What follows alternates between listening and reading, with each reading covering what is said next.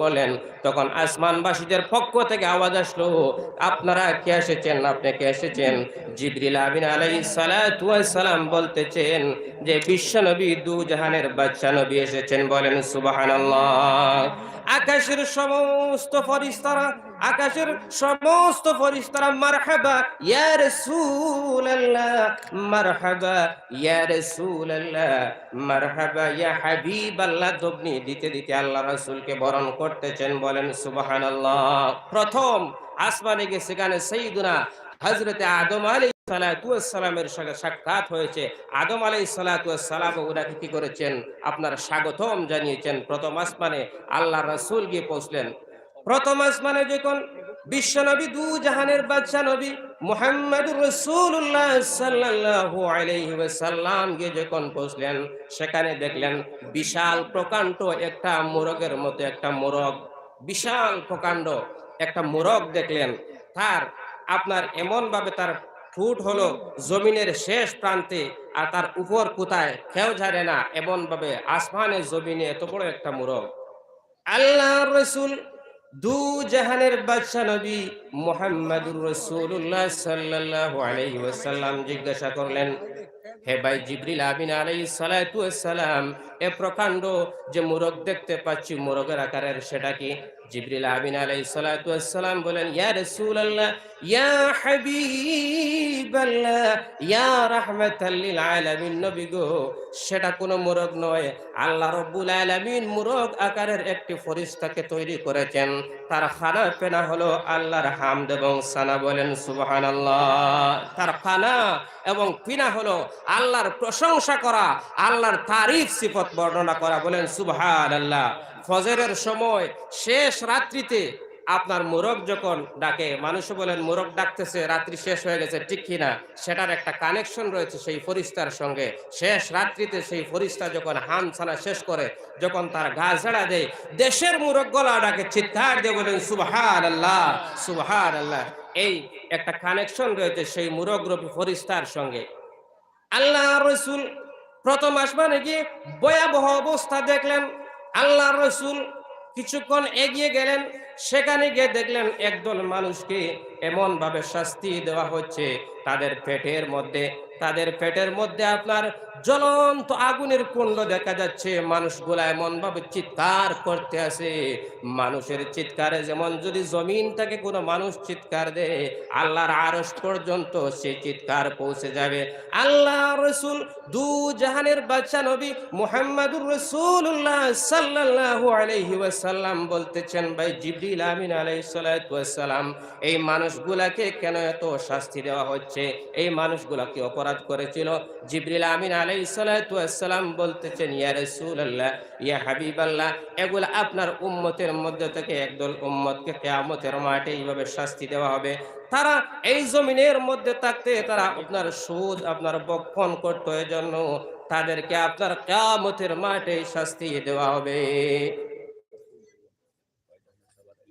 নারায়ে তাকবীর, আল্লাহু আকবার, নারায়ে তাকবীর, আল্লাহু আকবার, নারায়ে তাকবীর। আল্লাহু আকবার। হযরত মাওলানা আলী আহমদ সাহাব, জিন্দাবাদ, হযরত মাওলানা আলী আহমদ সাহাব, জিন্দাবাদ, হযরত মাওলানা আলী আহমদ সাহাব, জিন্দাবাদ, আহলে সুন্নাত ওয়াল জামাত, আহলে সুন্নাত ওয়াল জামাত। হযরত মাওলানা ফয়েজ আহমদ সাহাব, জিন্দাবাদ, হযরত মাওলানা ফয়েজ আহমদ সাহাব, জিন্দাবাদ, হযরত মাওলানা ফয়েজ আহমদ সাহাব, জিন্দাবাদ, সাহেবজাদা বাসস্ট্যান্ডি, জিন্দাবাদ, সাহেবজাদা বাসস্ট্যান্ডি, জিন্দাবাদ, সাহেবজাদা বাসস্ট্যান্ডি, জিন্দাবাদ, আহলে সুন্নাত ওয়াল জামাত। জিন্দাবাদ, নারায়ে তাকবীর, আল্লাহু আকবার, নারায়ে তাকবীর, আল্লাহু আকবার, নারায়ে তাকবীর। আল্লাহু আকবার। ভাইয়ের আজকের এই মাহফিলের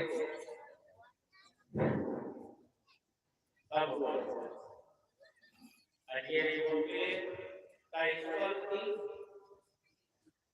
হযরত আল্লাহ ফয়েজ আহমদ লস্কর সাহেব, প্রচার সম্পাদক আহলে সুন্নাত ওয়াল জামাত। আমি অনুরোধ করব সভাপতি সাহেব ওনার আসন গ্রহণ করার জন্য।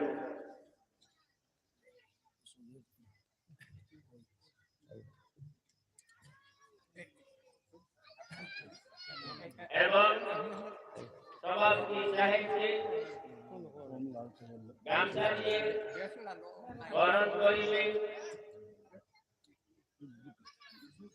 আমি মনসুর আহমদ মজুমদার সাহেব।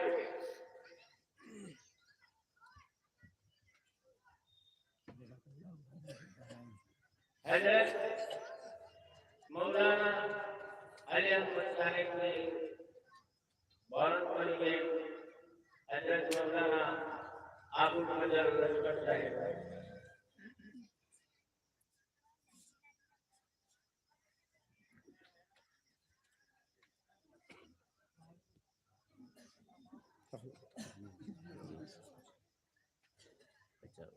সভাপতি সাহেব এখন জি পুরাই জানি না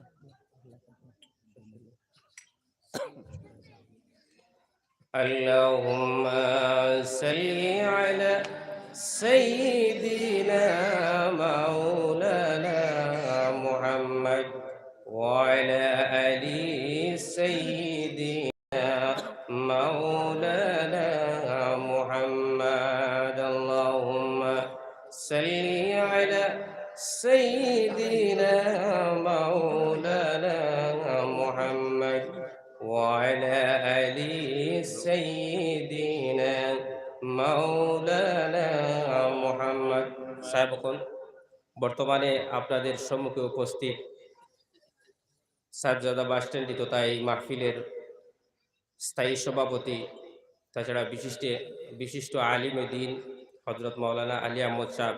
তাই আমি মনে করি আমার মতো নগণ্য আপনাদের মূল্যবান সময় নষ্ট না করে আপনার এই সমস্ত ওলামায়ে কেরামদের ওয়াজ শুনলে আমরা ফায়দামন হতে পারবো। তাই আমরা যেন প্রত্যেকের ওয়াজ থেকে আমরা আমল করে দ্বীন এবং আখিরাতের ফায়দা হাসিল করতে পারি, এই বলে আমি আমার ক্ষুদ্র বক্তব্য এখানে শেষ করলাম। ওয়া মা আলাইনা ইল্লাল বালাগ ওয়া আখিরু দাওয়ানা আলহামদুলিল্লাহি রাব্বিল আলামিন। আসসালামু আলাইকুম। মাইকটা ওখানে নিয়ে দিন না ও মাইক ওখানে সভাপতির ওখানে দিন না না আপনি তখন